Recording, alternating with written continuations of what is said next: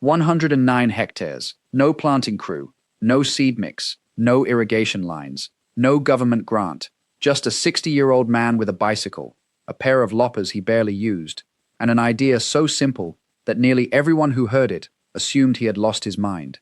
That idea would go on to regenerate one of the largest private nature reserves on Vancouver Island, outperform a decade of professional reforestation programs that cost millions, and force an entire province to quietly, grudgingly, rethink everything it believed about what a weed is and what a forest needs. And it started with a plant most Canadians would sooner set on fire than look at. I'm Ben Archer. Let's get into it. In September of 1987, a botanist named Thomas Rene stood at the edge of a stretch of hilly coastal farmland on the southeastern shore of Vancouver Island. Behind him, an old-growth remnant of Douglas fir and western red cedar clung to a couple of steep gullies, the last survivors of what had once been an unbroken canopy running from summit to sea. Ahead of him, in every direction, was gorse. If you have never had the pleasure, gorse is a spiny evergreen shrub from Western Europe that looks a little like Scotch broom's angrier older sibling. It grows 3 meters tall. Every branch ends in a thorn. A single plant can throw 18,000 seeds a year, and those seeds can sit dormant in the soil for 40 years, just waiting for someone to disturb the ground so they can germinate. It burns like it was designed for arson because of the volatile oils in its stems, and once it takes hold, it forms thickets so dense you cannot physically walk through them. In British Columbia, gorse is classified as a provincial noxious weed under the Weed Control Act. Farmers on Vancouver Island had tried everything to kill it. Spraying, bulldozing, slashing, burning. Every method worked for about a season, and then the gorse came back thicker than before, because every one of those methods did exactly what gorse seeds need, which is exposed, disturbed soil and open sunlight. The previous owner of the land Rene was standing on had fought gorse for 20 years.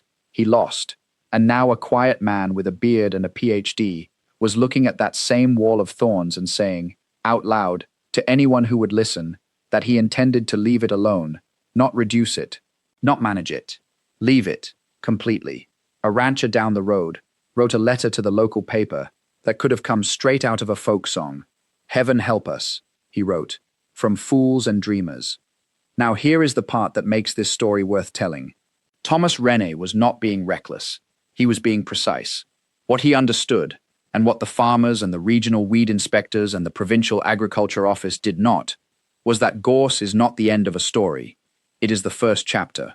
Gorse is what ecologists call a pioneer succession plant. It is one of the first species to colonize bare or degraded ground.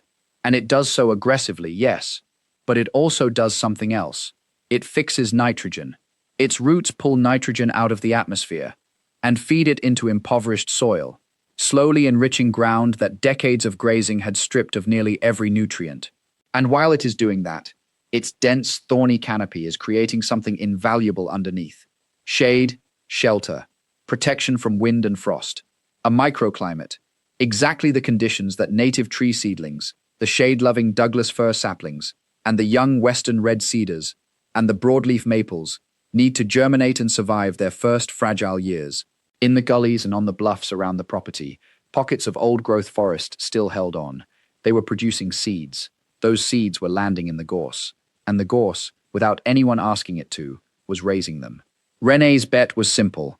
If you remove the livestock, if you stop the burning and the spraying and the cutting, and if you give the gorse absolutely nothing to fight against, the native trees will grow up through its canopy. Their crowns will spread. They will shade out the light-hungry gorse, and the gorse will die, replaced not by more gorse, not by bare pasture, but by forest. A self-assembling, self-funding, self-sustaining native forest that no human crew could have planted as well, because it would be choosing its own species composition based on the exact conditions of each slope and gully and ridge. All it needed was time, and the single hardest thing for human beings to give: nothing. That word nothing matters here. He got his chance when a retired accountant from Victoria, a man named Gerald Fawcett, who had quietly been setting aside money for decades because he loved native birds and believed the island's forests could come back, funded a trust to purchase those 109 hectares and appointed Rene as its caretaker. The local government was not charmed. Weed control regulations required landowners to clear gorse from pasture and property margins, and inspectors showed up with compliance notices. Renee complied at the edges, enough to keep the paperwork quiet, and let the interior do what it wanted. What it wanted was extraordinary. Within 5 years, the native canopy was visibly pushing through the gorse in the lower gullies. Within 10, entire hillsides that had been solid yellow in spring, the color of gorse flowers, were turning the deep green of young conifers. The Douglas firs came first, then the cedars, then the big-leaf maples and the red alders in the wetter draws. As the canopy closed, the understory filled in with salaval and sword fern and Oregon grape. Varied thrush returned. Then Stella's jays. Pacific tree frogs colonized the new streams that appeared as the recovering root systems began holding water in the slopes, instead of letting it sheet off as erosion. Black-tailed deer moved through corridors that had not existed a decade earlier. A pair of bald eagles nested above a ravine that had been bare gorse scrub in 1990. The trust bought adjacent parcels. The reserve grew. 109 hectares became 300. 300 became 600. Eventually, it stretched across ridgelines and down to the coast, an unbroken corridor of regenerating native forest, nearly 1,000 hectares deep, threaded with streams and waterfalls that had not flowed in living memory. And the gorse was disappearing, not because anyone killed it, but because the forest it had nursed was doing exactly what Renee predicted. Shading it out, replacing it, composting it back into the soil it had spent decades enriching. There is something wonderfully absurd about a plant classified as a provincial noxious weed being quietly, obediently, suicidal in the service of the very ecosystem everyone thought it was destroying. But here is the uncomfortable second half. Renee's approach is not a universal fix, and pretending it is would be dishonest. The method worked on Vancouver Island because specific conditions aligned. Remnant old-growth seed sources survived nearby in gullies and bluffs.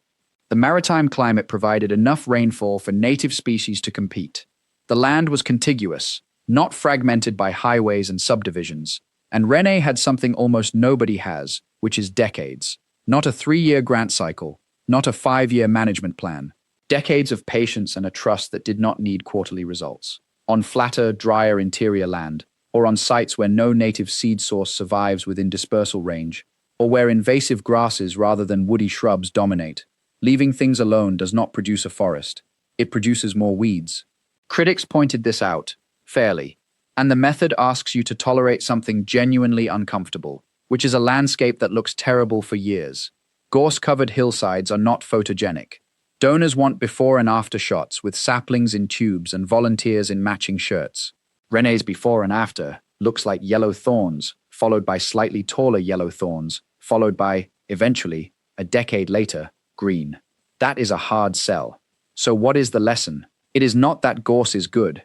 It is not that weeds are secretly forests.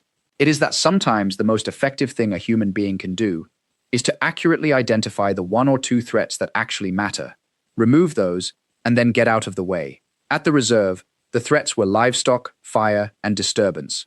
Remove those 3, and the system did the rest. Millions of dollars of reforestation programs on the island, planted trees in rows, fenced them, irrigated them, sprayed competing vegetation with herbicide, and monitored them with clipboards and GPS. Renee's trees planted themselves, in patterns no forester would have chosen, and they are healthier. If you walk those trails today, through forests that did not exist when the first letter to the editor called its caretaker a fool, you will hear varied thrush singing in canopy that grew from gorse scrub, and you will step over roots of cedars that no one put in the ground. The reserve now sequesters more carbon than the land ever produced as farm income. Neighboring landowners, some of them the children of the ranchers who mocked the project, have begun fencing off their own steep gorse-covered slopes and walking away, not because they read a paper, because they looked over the fence and saw a forest where their fathers saw a weed. Is that a wonder or a warning? I think it might be both. A reminder that the systems we are trying to fix are often trying to fix themselves, if we can tolerate the mess long enough to let them. And that sometimes the bravest thing a scientist can do is not plant a tree, but put down the shovel. If this story surprised you, leave a comment and tell me whether you think this approach could work where you live, or whether the conditions are too specific to scale. Share it with someone who thinks every weed is an enemy. And if you want more comeback stories stranger than fiction, subscribe, because I have got more of them than you would ever believe. Ben Archer. Thanks for watching.